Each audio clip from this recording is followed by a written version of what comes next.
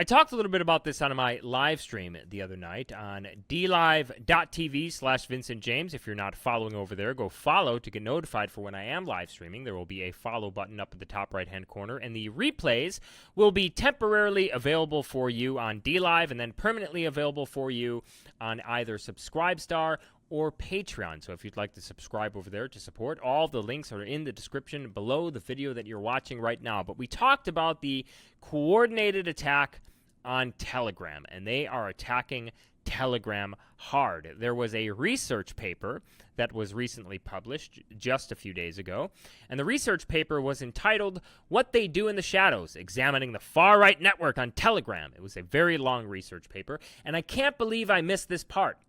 And I wasn't able to go over this on my live stream, but as I'm reading further through this research paper, they give a blurb. They give a blurb at the bottom, at the final conclusion of the research paper, directing big tech platforms on exactly how they should go about banning people. They give direction on how exactly these tech platforms should go about banning people, and this is exactly what they're doing right now.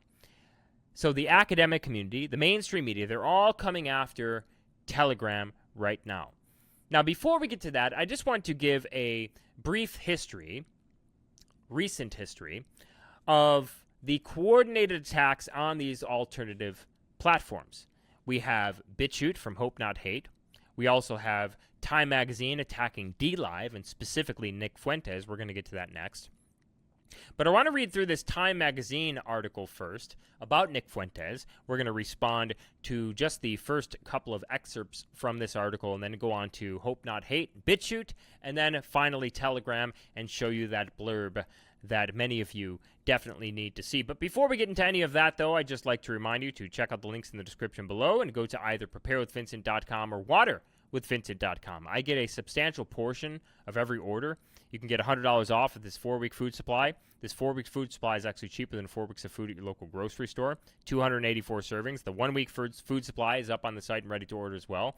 At waterwithvincent.com, we have the Alexa Pure Pro water filtration system. Filters up to 5,000 gallons of water. Removes things like fluoride, viruses, bacteria, pesticides, and pharmaceuticals. So if you're thinking about purchasing dry food supply or water filtration, do it through My Patriot Supply, but do it through this channel. It helps this channel tremendously. Both links are in the description below to use to give me credit.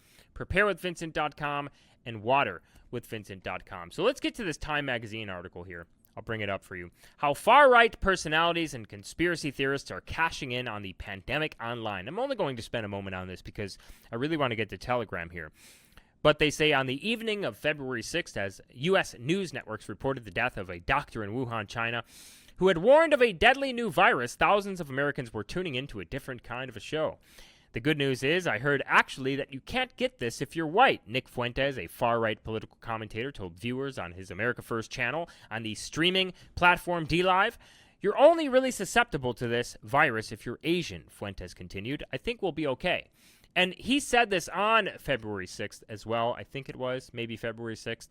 But they don't really tell you that this is what we were being told by scientific research papers at the time. There was a couple of scientific papers that were floating around that I actually read almost in entirety, a couple of them, that basically suggested this, that this was the case. Now, we come to find out that it wasn't the case later on, but see, they really don't provide context like that, and they never will.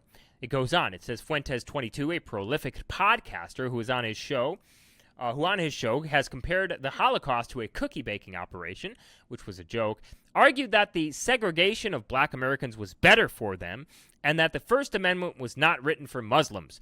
Okay, so first of all, this is something that's brought up a lot when he talks about that. They argued that segregation of black Americans was better for them. I mean, this is something that is talked about by Muhammad Ali. We showed a couple of Muhammad Ali clips on the show last night, on the DLive show, or I'm sorry, just the other night on my live stream. Here's one of those clips that we showed. I mean, even black leaders were saying this back in the 60s, and black leaders are saying this today. Here's what Muhammad Ali says. Bluebirds and redbirds are both birds, but they don't get along. Pigeons and eagles don't fly together. The buzzards, everything hangs out with its own. White people, culture's different from black people. Puerto Ricans and Indonesians cannot integrate. Egyptians and Germans cannot integrate. Australians and Mexicans cannot integrate. They have different foods, they have different music, different cultures. See, you white and I'm black. If white people have a party tonight and black people have a party, the party will be 100% different. So he's talking about the distinct cultures here. He's talking about how people are different. He's talking about how, people want to remain among their own. He also goes further in this interview as well. He was basically anti-integration. He was anti-desegregation. Many black leaders like Malcolm X, Marcus Garvey, a couple of others as well. Even in modern day, we're going to show you a clip next from a black nationalist leader in the modern day talking about resegregation, arguing that it was better for black Americans because black Americans, first of all, economically, the black dollar went to black businesses and so forth, socially, culturally, and so forth. But here's another clip from Muhammad Ali as well in a different interview. Well, life is too short for me to be raised catching hell for something like that. I'd rather go and be my own. I have a beautiful daughter, beautiful wife. So he's saying life's too short to be catching hell for something like that. What preceded this was him talking about how cultures clash in an interracial marriage. They look like me. We're all happy, and I don't have no trouble. I ain't got no trouble. I ain't that much in love with no woman to go through all that hell. Ain't no one woman that good. You understand? I understand. Yeah, I do understand. I understand. I think it's sad that it ain't sad because I want my child to look like me. Every intelligent person wants his child to look like him. I'm sad because I want to blot out my race and lose my beautiful identity. Chinese love Chinese. They love the little slanted-eyed, pretty brown-skinned babies. Pakistanis love their culture. Jewish people love their culture. A lot of Catholics don't want to marry number Catholics. They want the religion to stay the same. Who want to spot up yourself and kill your race? You a hater of your people if you don't want to stay who you are. You shame what God made you. God didn't make no mistake when he made us all like we were. I think that's a philosophy of despair. Despair. I really do. It ain't no despair. Number one, can't no woman. Let me tell you something. I want to tell you. Listen, no woman on this whole earth, not even a black woman in Muslim countries, can please me and cook for me and socialize and talk to me like my American black woman. No woman, and last is a white woman, can really identify with me and my feelings and the way I act and the way I talk. And you can't take no Chinese man and give him no Puerto Rican woman and holler about we in love and you emotionally in love and physically, but really they're not happy because she's gonna hear some Puerto Rican music, he's gonna hear some Chinese music, and they're gonna be clashing all the time. It's just nature. You can do what you want, but it's nature to want to be with your own. So he says he doesn't hate nobody, but he just wants to be around his own. He wants his kids to look like him.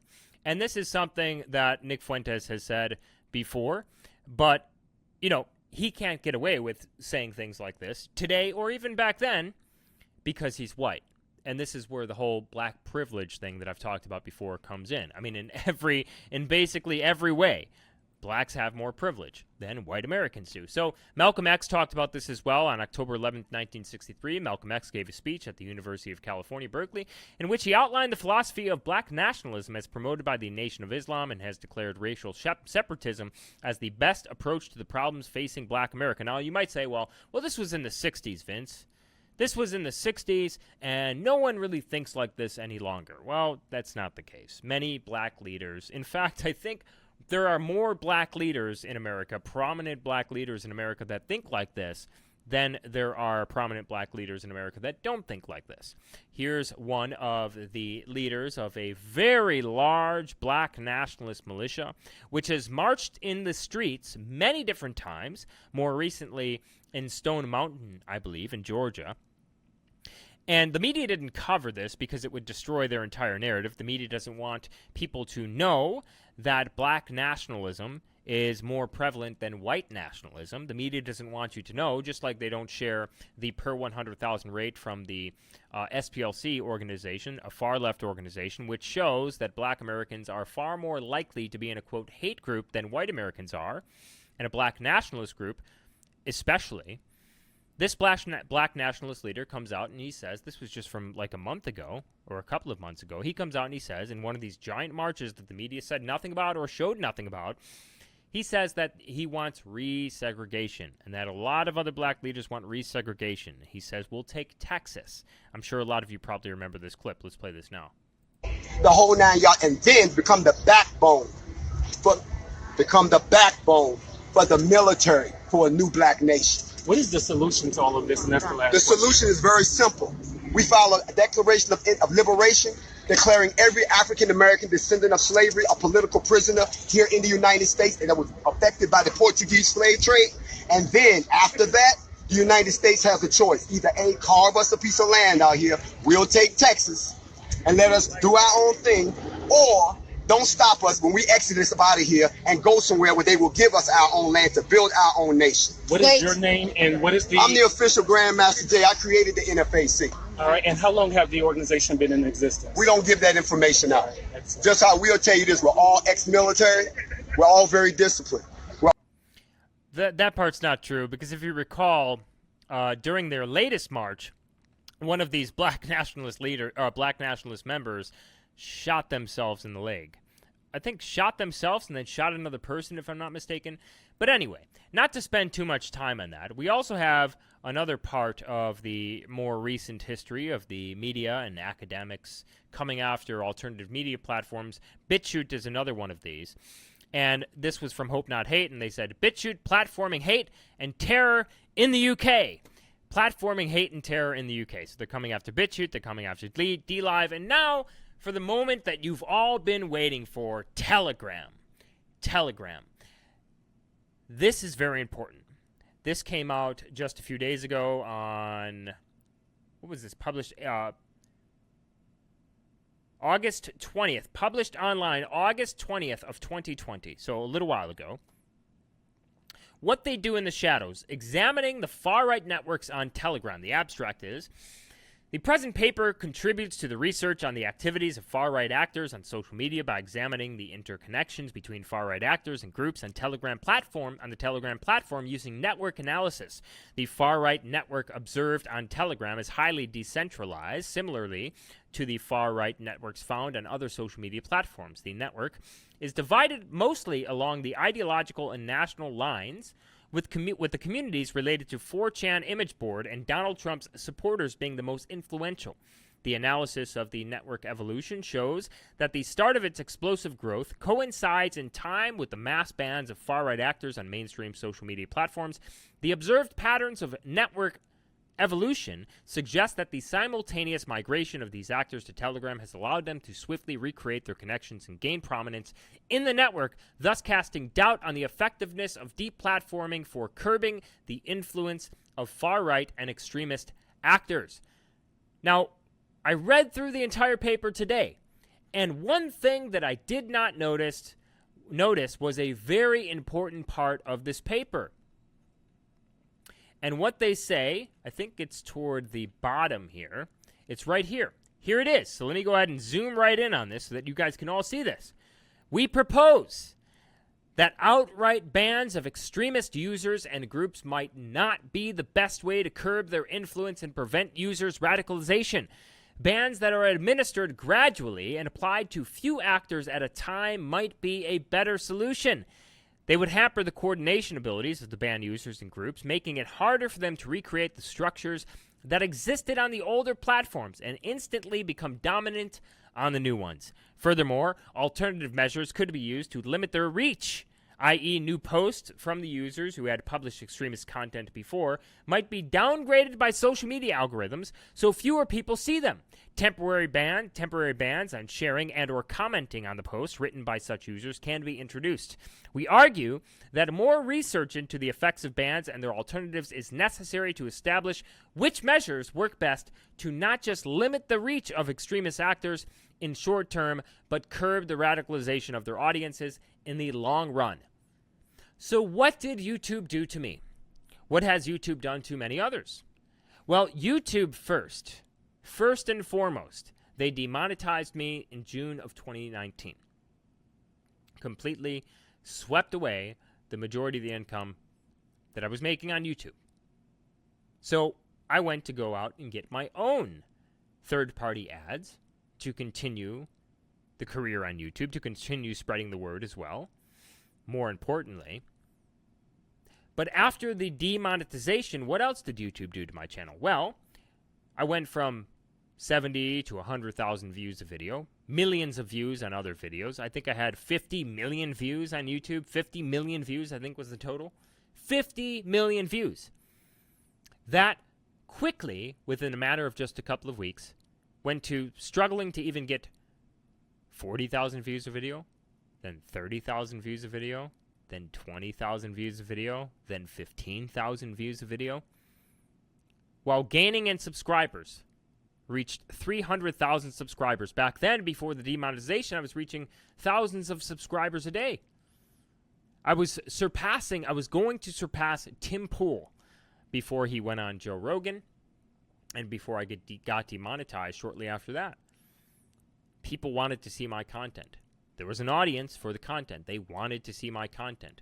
They tuned in. Most of the views actually came from people who were unsubscribed. This flipped completely, went to 99%. Just about 99% of the people who were viewing my videos were subscribed to my channel, meaning I wasn't reaching new viewers. Then came the outright ban. So not the outright ban, but first you slowly trickle, right? You slowly trickle like the frog in the pot, right? The whole saying about the frog in the pot, bringing the pot to boil, slowly, not quickly. This is what they're doing. This is what the academics who have pushed out anyone who would be considered a dissident who goes against their worldview and their political beliefs. Paul Krugman, an economist, a very famous economist, he got together with a bunch of other academics to push out another economist, very well-known economist, for going against Black Lives Matter. And we see this throughout the entire academic community. When they said that they wanted to go through a slow march through the institutions, they meant it, and they did it. And the military is the final one, and they're going through that right now. They're switching that over. We have military leaders passing around the book White Fragility right now to people below them. But really quickly here, we have the Telegram reach, and this is something that I talked about. We look at the people on Telegram here, and I am one of the biggest users, one of the top 5 users on Telegram with the most influence. So you can see Vincent James here in the big blurb. They actually have this in a different view in their paper, which you can go up to. Where's that PDF they have here? Here it is, right here. So here I am, Vincent James. You can see I'm one of the biggest, if not the biggest, at the time that this was recorded. And this is sort of like the alternative influence network thing they have going on here. But apparently I throw my weight around on Telegram. So go follow me on Telegram. Link in the description below. I'm pretty sure. If not, it's t.me/Vincent James. t.me/real Vincent James. I'm pretty sure that's the one. Actually, I'm not exactly sure. Make sure to check the link in the description. It's probably there. But that's one view, and then we have this view. I think there's another view of it. Yeah, so we have the exploded view. There's another view here too.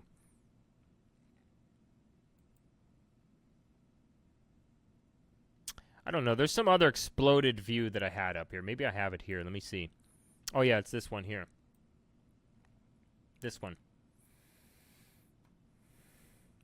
Boom. Big Papa James right there in the middle. Kind of proud. Makes me kind of proud. But, so, we have found out that they have this, like, bot, or these bots, multiple bots, on Telegram. And I suppose I should probably bring up the actual post.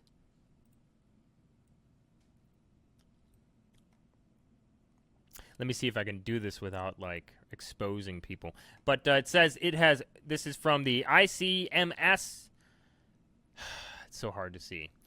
ICMS-UB user probe. It has come to our attention that this database has been discovered by some users in 4chan, Associated Far-Right, International Alt-Right, not sure what that means, and Italian right-wing alternative media. Memes, anime, from anime groups. We're under attack by anime groups. And channels, communities 4, 7, 8, 21, 23, who are sending numerous targeted requests and hindering significantly the performance of our system.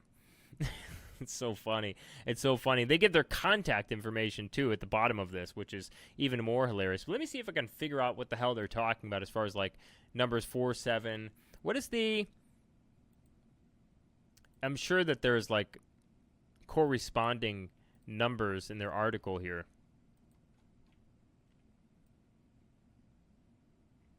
There should be, right?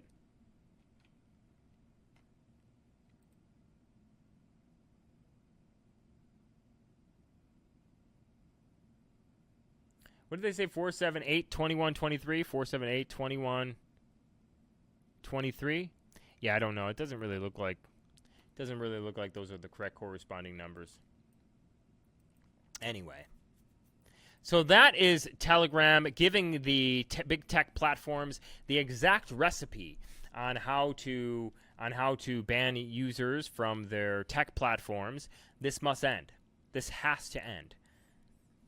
Because not only are they're not going to stop, as we see. They're never going to stop. They're going to get Apple to ban you from Sing a channel. They're going to get Google Play Store to ban you from Sing a channel, or Samsung to ban you from Sing a channel. They're going to get people banned from, they're going to threaten BitChute if they don't take down certain content, or threaten DLive if they don't take down certain content. It's a shame. It's a shame that the GOP hasn't made this their top issue. Because as I've explained before, without social media, we have no practical way of opposing the mainstream media in any meaningful sense. Right? We talked about the Covington Catholic kids, how this would only be exposed by alternative media. I was the first to create a video on YouTube. I was one of the first to watch the full 2-hour live stream, and I posted a video about the Covington Catholic kids, the truth about them. It got 500,000 views. I was reached out to by the lawyers of the to-be lawyers of the Covington Catholic kids. They asked me to put a documentary up on my channel. I didn't get to them in time. They created the documentary anyway, and their channel went viral. That would not be possible without social media, without alternative conservative users on social media, right? The mainstream media wouldn't tell you the truth. They would keep going with the truth. Without the power that we had to change the narrative surrounding that story, everyone would still believe the original mainstream media narrative, because the mainstream media would never correct themselves. And they're literally paying for that right now in terms of dollars to the Covington Catholic kids. Also, furthermore,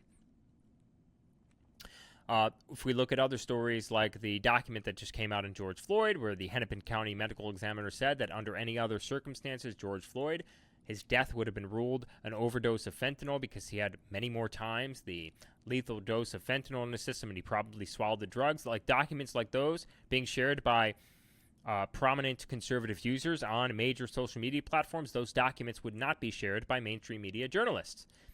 And so on and so forth. You can just imagine all of the things that we have done with us as a group, as a team, working against the mainstream media, the enemy of the people. It's a shame that the GOP has not made this a top issue. It should be a major issue. They're never going to stop.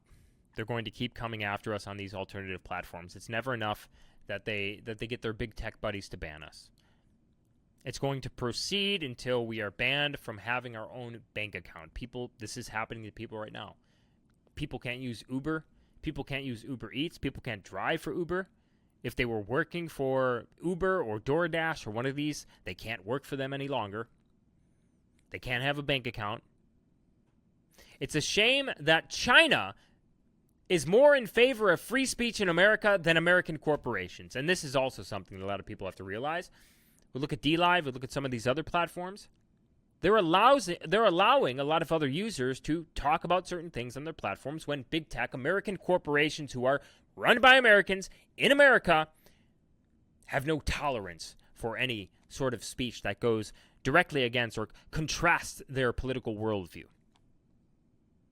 But we still have even the GOP talking about how much of a threat that China is, but nothing on their platform come for 2020 about social media censorship. It's a shame. We have no representation in government.